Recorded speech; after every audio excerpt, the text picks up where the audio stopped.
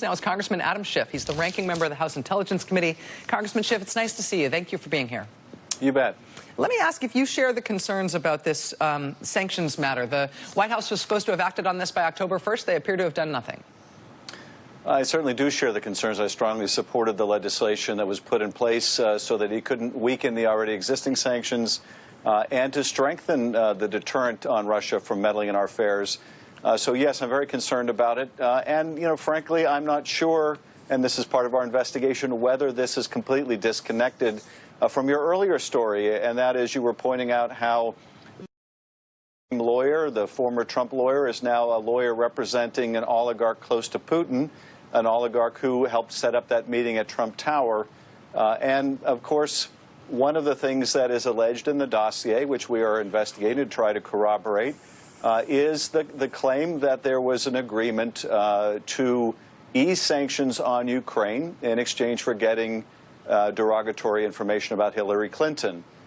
If that is what is motivating this, obviously it would be consistent with the dossier. Now, we don't know that that's the case, but there are obviously a lot of things that concern us about the president's policy to Russia. When you look at that overwhelming vote that you pointed out, both Democrats and Republicans recognize the need to sanction Russia in this way. And, of course, we have profound questions about why the president differs from that very strong bipartisan sentiment. You know, you referenced the dossier and what the dossier says about how if there was a quid pro quo here, it appears to have been, or it was supposed to have been, or described in the dossier as having been, about Russia wanting sanctions relief. We had Mark Hosenball on the show last night, legendary investigative reporter at Reuters. Senator Sheldon Whitehouse, who's on the Judiciary Committee in the Senate, told him for a piece this week that when it comes to the dossier, a good deal of the information in it remains unproven, but none of it has been disproven, and some of it has been proven true. When he said none of it has been disproven, that caught my eye, because I think a lot of people assume that parts of the dossier have been disproven. Can I ask what you make of Senator Whitehouse's assessment there, if you share that? Well, I certainly share the view that there are parts of the dossier that have been corroborated and that seem credible. There are other parts of the dossier that we're trying to determine, are they true, are they not true? And, you know, still other parts of the dossier I think we're not even close to confirm or reject.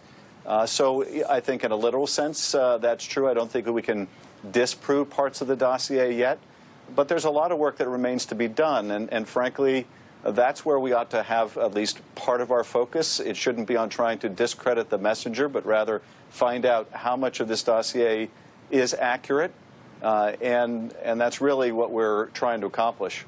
The chairman of your committee, the Intelligence Committee, who said he was stepping aside from the Russia investigation, Devin Nunes, signed off on subpoenas this week, or sometime, not this week, signed off sometime recently. We found out this week. Subpoenas targeting the firm that was behind the dossier, targeting Fusion GPS. There's been some confusion as to whether or not that was his subpoena that he unilaterally decided to issue, even though he hasn't been participating in the investigation thus far.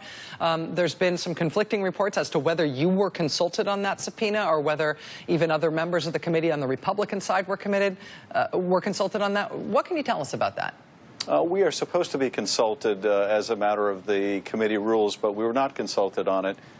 Look, I think that those subpoenas are part of an effort to create an alternative narrative, and the alternate narrative is that essentially the FBI and the Department of Justice were hoodwinked into becoming an arm of the opposition research to Donald Trump.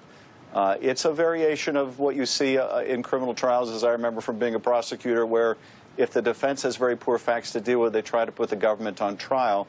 So this, I think, is a part of an effort not to get at the truth of what the Russians did, but rather to shift the focus onto the FBI and the Department of Justice.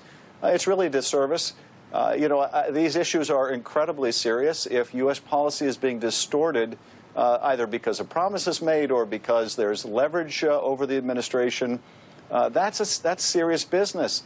You know, we were talking about a moment ago, the reason why those are so significant, the reason why the Russians' top priority is getting rid of those sanctions is that Putin doesn't fear losing a democratic election. He's not going to lose a democratic election.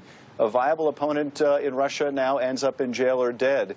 but he does fear mass protest and the ability of people to gather and demand better or demand the removal of an autocrat.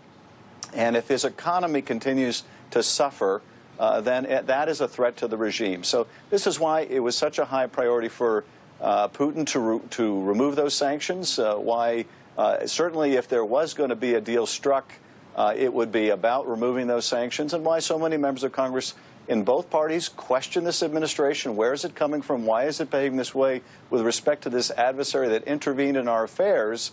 And we took that step to protect ourselves. But the investigation also has to get to the bottom of this.